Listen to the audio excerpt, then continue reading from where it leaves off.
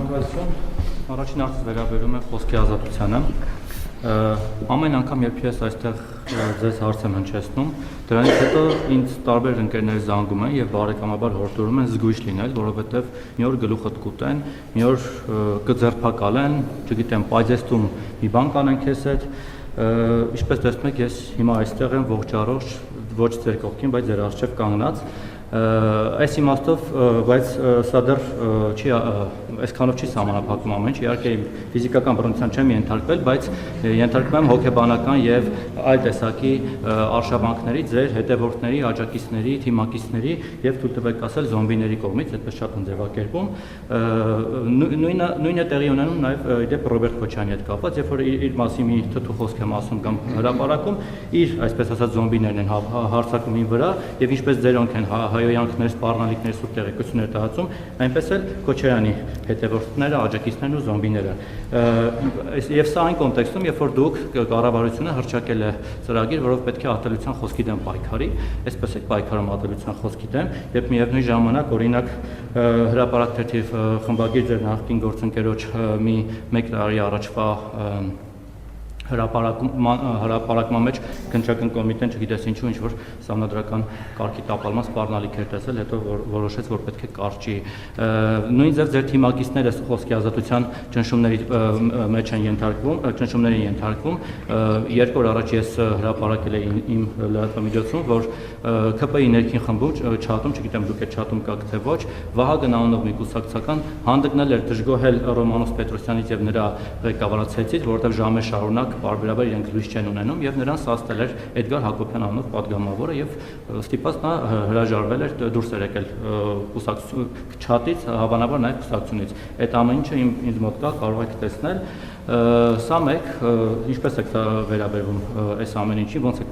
պատասխանում զսպել ձեր հետևորդներին, եւ երկրորդը, ուրեմն դուք անընդհատ խոսում եք Արցախի այսպես էջը փակելու մասին, բայց ես ուզում եմ հիշեցնել 2021-26 թվականների կառավարության ծրագիրը, իդեպ այդ մասին գրառում եք կատարել ձեր նախկին փոխնախարար Գայանե Գաբրելյանը, որը իդեպ ձեր վարչաբենդի ակտիվ մասնակիցներից էր, եւ նշել է, որ դուք նախ այդ ծրագրին, որին դուք ամբողջ թիմով կողմ եք քվեարկել, Արցախ բառը օգտագործել եք 11 անգամ, Ղարաբաղը 7 եւ ծրագրից հատվածներ 1-2-ը կարդամ, երկար չէ։ Օրինակ Արցախի ժողովրդի իրավունքների եւ անվտանգության ապահովում, պաշտպանելու է Հայաստանի ու Արցախի շահերը Հայաստանի կառավարությունը, Արցախի հետպատերազմյան վերականգնում, ջանք չի խնայելու Արցախում արժանապատիվ եւ բարեկեցիկ կյանքի պայմաններ ստեղծելու համար, Արցախի իշխանությունների հետ համագործակցության խորացում, Արցախի հետ գործակցության նոր ձևաչափերի ստեղծում, Հայաստանի Հանրապետությունը շարունակելու է լինել Արցախի ժողովրդի անվտանգության երաշխավորը եւ այսպես շարունակ։ Դուք մի ծրագիր եք քվեարկել, որի ոչ մի կետ փաստորեն չեք կատարել, գոնե այս Արցախի մասով։ Հիմա դուք ինչ խոստում եք կատարել, ձեր հետև ընտրողներին ինչ եք խոստանալու։ Եթե մարդիկ գան ու ասեն, ես ձեզ ձայն եմ տվեք 21 թվականին, նայելով հենց այս ծրագիրը, նաև ձեր ՔՊ-ի կուսակցական ծրագիրը։ Հիմա դուք այս կետերից ոչ մեկը Արցախի մասով առնվազն չեք կատարել։ Հանուն ինչի պիտի ձեզ ընտրեն։ Կառավարության ծրագրում եւ ընդ որում կառավարության ծրագրի նախաբանում հստակ գրված է, որ Հայաստանի Հանրապետության ժողովրդի առաջ կառավարության ստանձնած մեծագույն պարտավորությունը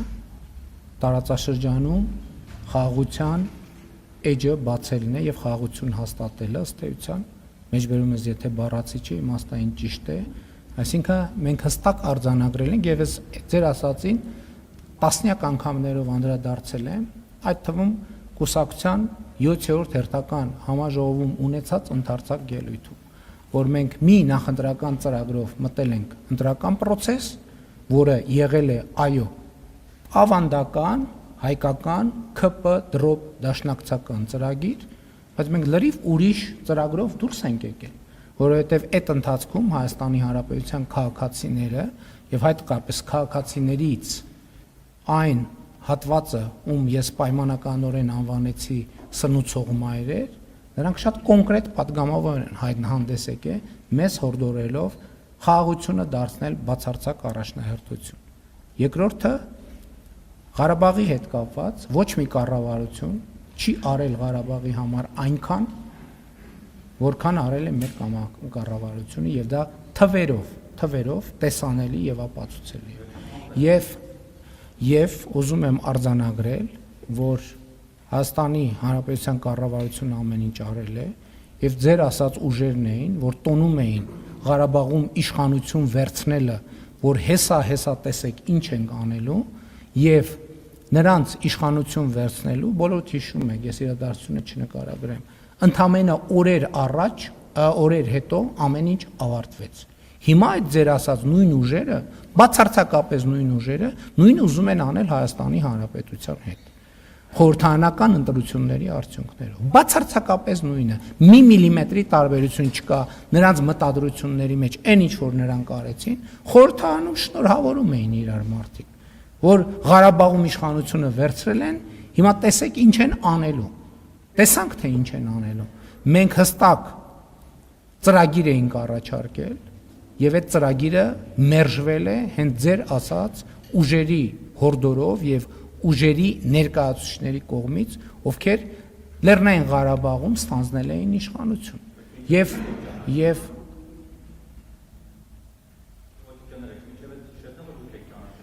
ուրեմն գիտեք ինչ, Լեռնային Ղարաբաղը միշտ եղել է Ադրբեջանի կազմում եւ Հայաստանի Հանրապետությունը միշտ ճանաչել է Ադրբեջանի կազմում, ուղղակի դա թաքցվել է։ 2 օր առաջ քաղաքաշինության կոմիտեի նախագահն եկել եւ հարցազեկություն։ Իմիջայլոց այս բանից հետո հիշեք, որ հրապարակ ենք։ Եվ 2000 չեմ հիշում, որ 5, 6, գուցե 10, 15 կամ որևէ թվականին Հայաստանում տարա բնակեցման ծրագիրը հաստատելու process-ը տեղի ունեցել եւ կցված են փաստաթղթերը, որտեղ Հայաստանի Հանրապետության կառավարության փաստաթղթերը, որտեղ Հայաստանից արևելք հատվածները, Հայաստանի սահմանագծված է, այնպես ինչպես մենք արձանագրել ենք խաղաղության նախասահմանագրված համաձայնագրում, իսկ դրանից արևելք մեծ տառերով գրած է Ադրբեջան։ Դա Հայաստանի Հանրապետության կառավարության պաշտոնական փաստաթուղթն է։ Այս այդքան ակնհայտ բան է։ Մեր խնդիրն ինչ է, որ մենք ըստ էության Հայաստանի Հանրապետության ժողովրդից եւ Ղարաբաղի ժողովրդից էլ թաքցվել է իրողությունը։ Ինչի է թաքցվել իրողությունը։ Ինչի է թաքցվել 1996 թվականի Լիսաբոնի գագաթաժողովի իրողությունը։ Հիմա էլ փաստաթղթերը ամբողջությամբ հրապարակված են։ Էլ չկա այդ վայ հրապարակեք փաստաթղթերը։ Հրապարակված են փաստաթղթերը, բա ուր են այդ փաստաթղթերի, ինչու աղմուկ աղաղակ չկա այդ փաստաթղթերի մասին։ Չկա, որովհետև ամեն ինչ հրապարակված է։ Ամեն ինչ հրապարակված է եւ ամբողջ ճշմարտությունը դրված է ժողովրդի առաջ։ Բայց այդ ճշմարտությունը դեռ ունի զարգանալու տեղ, որ այդ պատմությունը ընդամենը եղել է հետեւյալը. Հայաստանի անկախ պետություն լինելը թույլ չտալը։ Եվ այդ process-ը ղեկավարել են Լևոն Տեր-Պետրոսյանը, հետո Ռոբերտ Քոչարյանը, հետո Սերժ Սարգսյանը, հիմա էլ նրանց հարակից ռուսաստանա-բելարուսական օլիգարխներին են բերել, հասկանալով, որ իրենց քարտը մարված է, հիմա էլ ռուսաստանա-բելարուսական օլիգարխներին են բերել։ Իմիջայլոց, այդ որ ինչի այդ հանրային հաղորդակցություն ինչի տեղի չի ունենում։ Ես հիմա ուղիղ եթերում եւ տասնյակ բաներով, առիթներով, ես նույնիսկ մարդկանց հետ շփվում եմ ուղիղ եթերում։ Ինչի ով է զրկված ուղիղ եթերից։ Այդ որ մեկ էլ հիմի ասում են պրոբացիան պաշտոնապես հրապարակել է, որ կարող է Սամվել Կարապետյանը մտնել ուղիղ եթեր։ Կարող է թողը մտնի ուղիղ եթեր, ասի ինչ է ասում։ Այդ որ հարգելիս թող մտնեն ուղիղ եթեր։ Այդ որ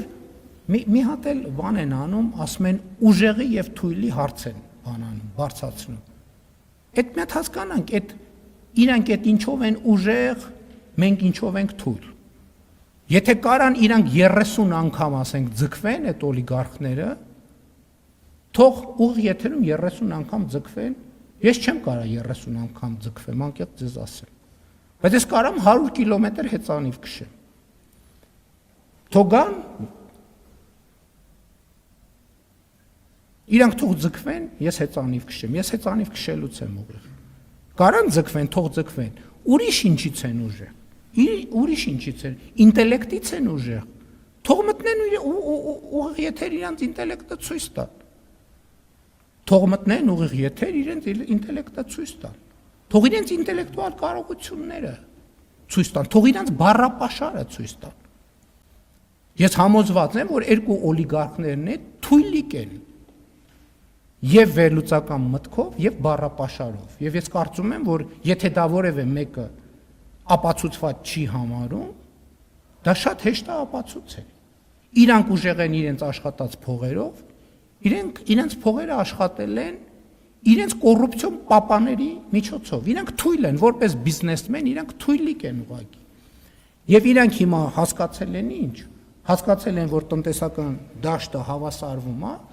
եւ իրանք հայտնվելու են եւ հայտնվում են շարունակաբար այն կարգավիճակում, ինչ կարգավիճակում արժանի են։ Այդ մարդիկ իրանց փողերի մի հսկայական մասը իրանց չի, օտար երկրյա կոռուպցիոն համակարգերինն է եւ իրանք ընդամենը կառավարիչներ են բավականին թույլ։ Այդ մարդիկ դուք հիշում եք բանի հանրահայտ Պրիգոժինի